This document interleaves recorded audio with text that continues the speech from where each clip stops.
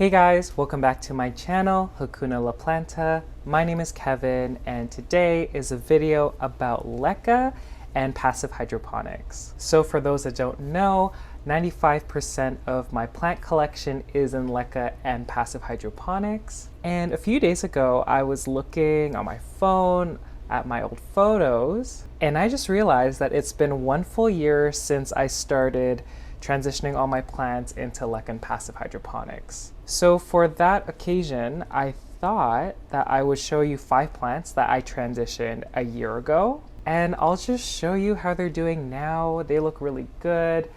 I'm kind of like, I can't find the words, but like, oh my God, like I'm looking at them, wow. Before I show those plants, if you're not subscribed to my channel and you enjoy these kind of videos, I would appreciate it if you would subscribe to my channel. And also follow me on Instagram if you like planty things. Okay, let's start off with the first plant. And the plant is the Philodendron BILLIETIE. So I'm just looking on my phone, just making sure I got the right date, but I transitioned this plant. Girl, I can't find it. Okay, I have March 7th, 2020. So I'll just put a picture here. So this is a plant in soil right now. You could see for the size of the leaves, the pot was really tiny. And back then I was kind of mortified at the thought of root rot. So I just didn't want to put her in a big pot just to prevent that. And looking back, that was kind of a mistake. But anyways, that's a topic for another video. But yeah, I took her out of the pot here and look at those roots. They actually look pretty healthy. And then lastly, this picture is when I finally put it into LECA. So all these leaves in this picture have come and gone. And I'm very happy to say that she is a beast. Let me go grab her.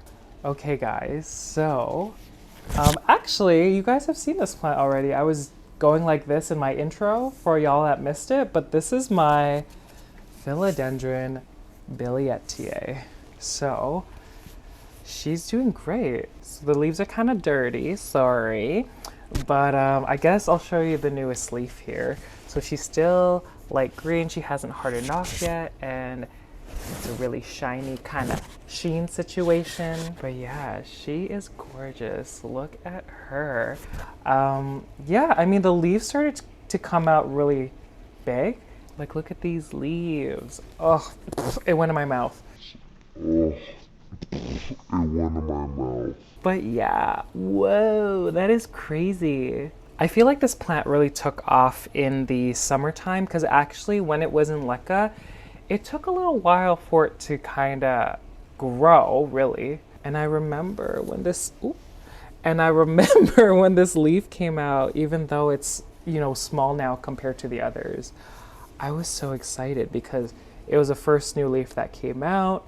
And yeah, the same pot and the LECA that was in that picture is the exact same as this. So I haven't touched her, I haven't moved her.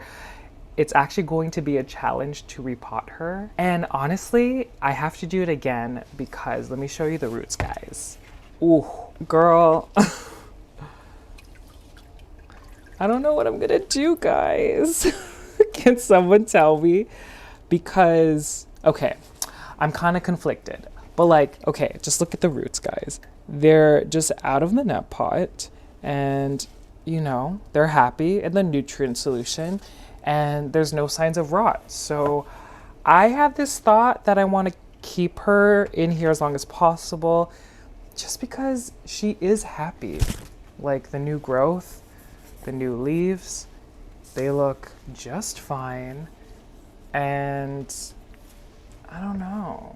Just based on what I know about plants, a large, healthy root system is the key to having, you know, healthy growth. And in this case, healthy, large growth. So maybe I'll do it in the spring and summer. I don't want to do it now just because it's the winter time and I don't want to shock the plant. I don't want to shock you. Okay guys, so the first plant is the Philodendron BILLIETIE. What am I doing? Okay, so the second plant is the Philodendron pedatum. So I actually got this plant in late 2019. I put her in soil and she literally did nothing. Like she stayed the same, like nothing. So here she is in soil. She looked exactly the same from when I got it. I don't think I have a picture of the roots, but here's a picture of when I transitioned it into LECA. Oh yeah, I forgot to mention, I don't know if this plant is a pedatum or if it's a Florida, because one of my followers on Instagram, they actually pointed out that the petioles of a Florida are red, and that's what was happening in the new growth. I bought this plant as a Philodendron pedatum, so that's why I was calling it that. But anyways, I'll just show you guys. So this is the second plant, and y'all, she's kind of a beast. Guys. So this is the Philodendron pedatum. Guys, this is insane. Like, I was so shocked with the size of these leaves.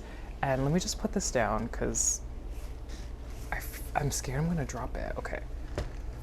Again, she started growing in the spring, summer, and like I was happy with this leaf here. Like I was like, oh, she's looking so good. Oh my God. And the leaf after that was this one, and then this one, and this is when she took off. Over here, these two leaves. Oh my gosh, this is so difficult, but they're bigger than my head, like in diameter. Like, look at these leaves. And, oh, I just can't believe it.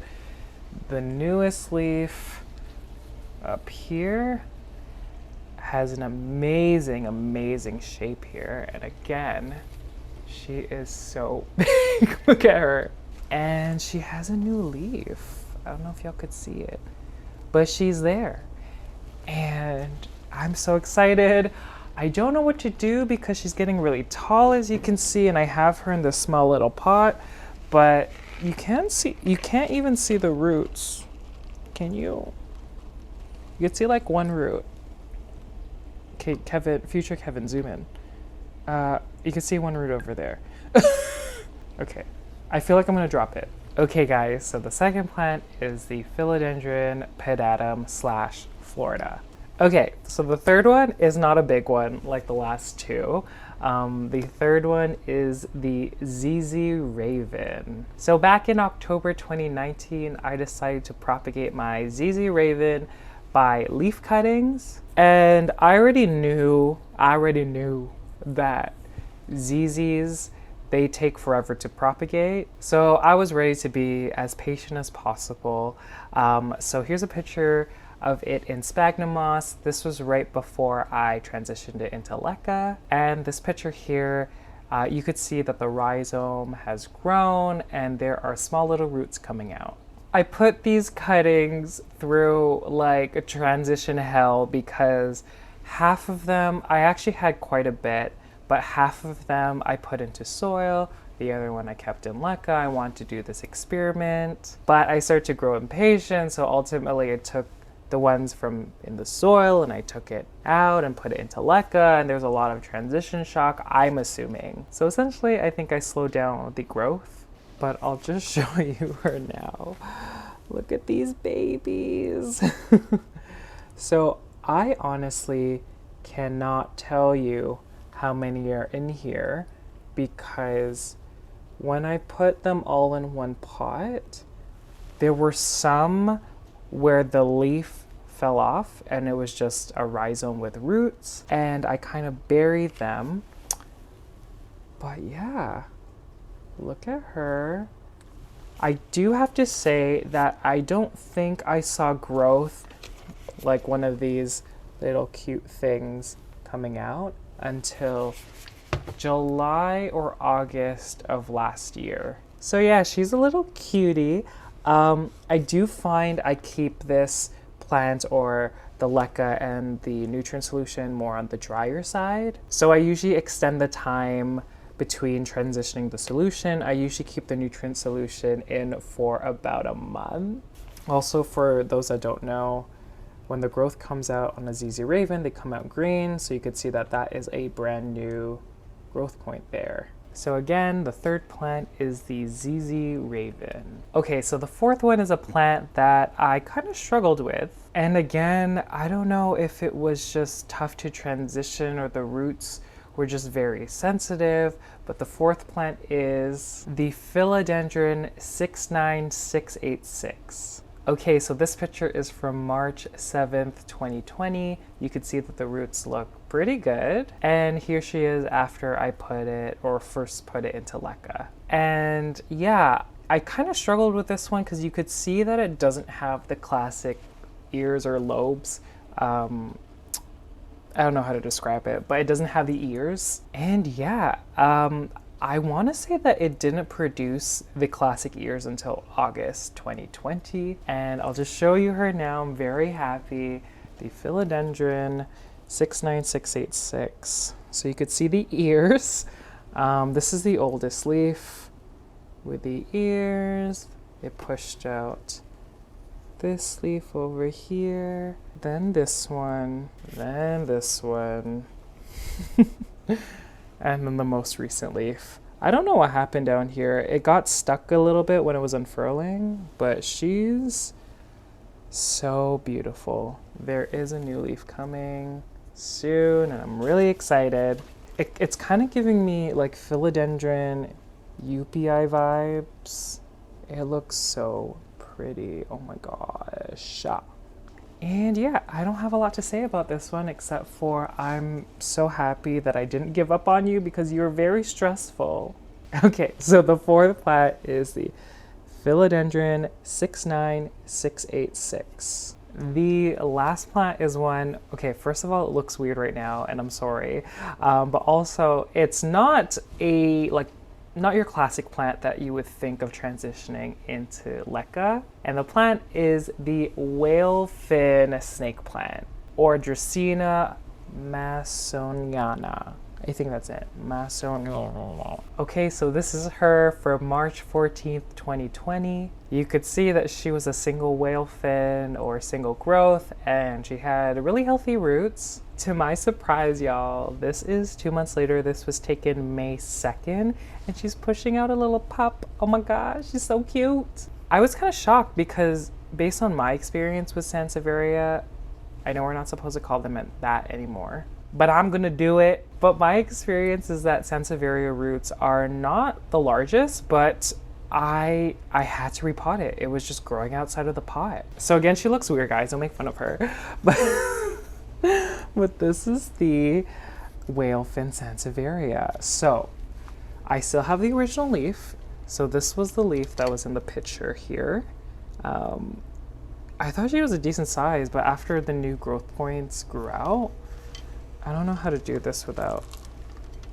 Okay, I can't. You're just gonna have to deal with this. But this is the newest growth. She is so big. Look at her.